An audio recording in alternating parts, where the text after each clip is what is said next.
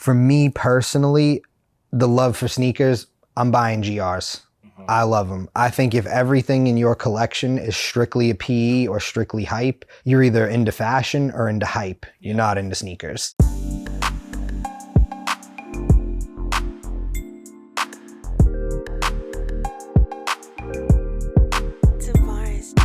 What's going on, world? Brand new episode of iCollect there on your screen. I'm your host, George Kiel, and I'm here with my guy, Mike, aka So Tight on Instagram. Go ahead and introduce yourself first and foremost, but we're about to get into something insane. Well, my name's Mike. I'm from Boston. I've been collecting since 2001. I absolutely love sneakers, and I'm excited to give you guys a look into my collection. Excited for the journey, man. Yeah, and Mike's very humble, and he's a small town Boston fan. You see the hat, big B's on the hat, man. Big Celtics fan, big Ray Allen fan. This collection is insane. One of the craziest collections I've seen. Mike, I'm gonna let you take the lead, man. I see some stuff that I need you to talk about. All right, figure we could start here. This is some of my absolute favorites. I've always loved the K54 tournament releases. It's a tournament in France that they hold every year, and the 54 is for each different district. So every district gets to submit a team. That's where the 54 comes from. Definitely got the white pair, and definitely love this neon green. This green is where it's at. On to these. These have always been a personal favorite because I love the Velcro. The Velcro always really did it for me. That rare air display. I remember a couple of my older friends had these in high school, and I had to chase them down a few years later. I think these were a really solid pickup that I was really happy about too. There's a good story behind this one. My brother came to camp with me to get the Hyper Royal ones, and he was sick as a dog. He did not want to get out of bed. Finally, some convincing got him there, and we got the Hyper Royal ones, and every purchase that day got an entry for these. And he hit for me. Now, Mike, before we get into a few more, I kind of want to touch on your Boston roots. You have this right over here that you just skipped past this. So I started working with the Red Sox organization as my first job. I was 16, like the day after my birthday, I think I started there.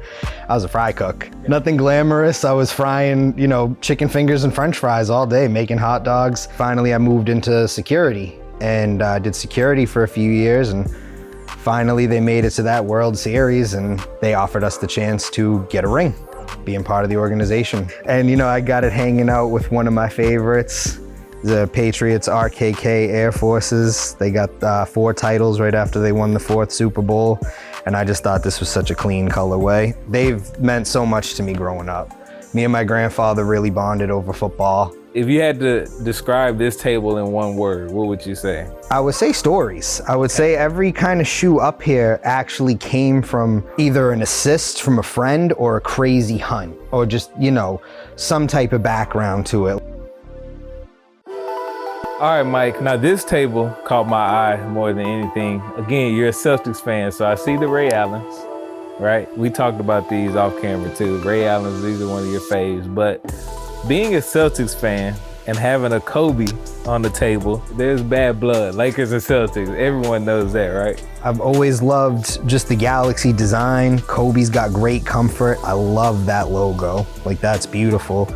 But it's almost hard to not have a shoe from a great like that. Whether I cheered against them growing up because, I was born and raised to hate the Lakers, it's tough to deny greatness. I'm sure there's a lot of Michael Jordan haters out there. I know he stopped a lot of guys from getting rings. So something that really stands out to me are the free throw line threes. I loved that little accent that they put on a classic pair. Small details like a see-through bottom on a 3, the translucent. I thought that was beautiful. I loved the classic Nike Air branding. These are really special to me. I love the look of them. I love the champagne and cigar, bottle of Ace, nice cigar. Again, the 6, another first championship shoe, but the Slam Dunk is actually a comic series that I think they did a great marketing technique by spreading the love of basketball overseas. They were able to connect it to a culture that was very big into the comics. This is unreal to me. Just seeing a shoe that has this much detail. They're not just sneakers. This means more. Having something like this be a product of my city is just kind of cool. I gotta put my stamp on it and grab it. I got a couple, other things that have been released locally, collabs that are at home, but this was one that I was just like, these are unique. This is not something you see every day. Huge fan of the mismatch. I love mismatch sneakers. It's got the Lance Mountains up here too. Great mismatch sneakers as you wear them. The paint chips reveals a whole new colorway under, and he was a skateboarder who wore mismatched Jordans. Again, we're blending cultures. It's amazing what sneakers can do in terms of bringing communities together. Definitely can't forget these guys who I'm wearing. If you guys have never checked out AWOL, you gotta check out AWOL. I love the look of their store. It is sleek, it is clean. I never leave there disappointed. Everybody is friendly. This next table was for the DB collection. Always been a fan of these. Every year they let the kids in the Dornbecker Hospital design a sneaker. The winners actually get made. These are some of my absolute favorites. The detail on these goes beyond most other releases. And in this area, obviously, all ones. That's where a lot of it started. Some of my first sneakers I bought in high school were the Old Love, New Love pack. And what more appropriate name than Old Love, New Love, because it was a new love for me. Well, we're gonna jump over here to the 13s, 14s, 15s, because a lot of people, they'll call themselves like sneaker enthusiasts and collectors, but they only collect 1 through like 5 or 6, right? How could you be a huge sneaker fan and not appreciate like the last shots? How can you not appreciate, you know, the so-called push-off game-winning shot against the Utah Jazz? Are some shoes inspired by a Ferrari? Okay, Mike, so we were talking about the 3s, 4s, 5s, you know, the shoes that a lot of people collect. Out of the 3s, 4s, 5s that you have, is there one that kind of stands out? I would gotta go probably Black Cements. I mean, that's probably my most worn 3. I remember walking in downtown, they used to do like midnight releases for stuff like that. These will always be special.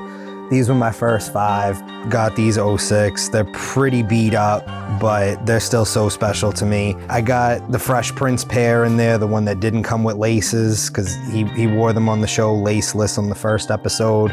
Kind of classic look, style of the times, set the trends. And then as we make our way around here, you have your 6s, your 7s, some 8s. But this 9, I'm gonna just let you have the floor on that 9, man. These have some great detail on them. The golds, the semi-translucent sole, the hardwood touch. These are Mellow 9s, so they got Mellow's number on them, which is just, I think, a beautiful accent. Just a high quality, clean looking shoe. And the 10s, because those are not just any 10s, right? There's a couple nice ones up here. Obviously the OVOs, I know 2016 All-Star Weekend, this was the must-have shoe. My buddy Dion, AKA Shoe Game Like That, helped me track down both pairs while he was up in Canada. Paris only release, very excited about those. I love the bottom. The translucent mixed with that purple. Obviously the 10s having Michael Jordan's accolades listed on them. Steels, just absolute classic. Could not put those in here. And of course another pair of DBs. Now the 11s, 90% of sneaker enthusiasts' favorite Jordan, right? Might be ones now. Yeah. The culture has shifted. Culture has shifted, but the holiday release 11s have always been a big attraction in the game. One last thing I want to touch on, Mike, man. I'm a big basketball fan, and you have some of the dopest jerseys kind of hanging up. Tell me about these jerseys, man. Well, obviously you gotta get the Olympic Jordan up there. That's always been one of my favorite jerseys. I've worn that plenty of times. I did not bring my pinstripe Bulls jersey, but that's up there as well. Larry had to make it up there, the China Knights jersey. Buddy Bobby helped pick that out for me. That was a nice gift. Obviously you gotta go young Kobe. Changed the game, came in young. A lot of questions, showed up and answered them. And Iverson, definitely my biggest basketball influence. I still to this day try to dribble like Iverson. Mike, man, we appreciate you just having us out here, checking out this display, man. Love how you curated it. Gotta thank my aunt for that. Keep killing it, man. Appreciate you. Thanks for coming out, man.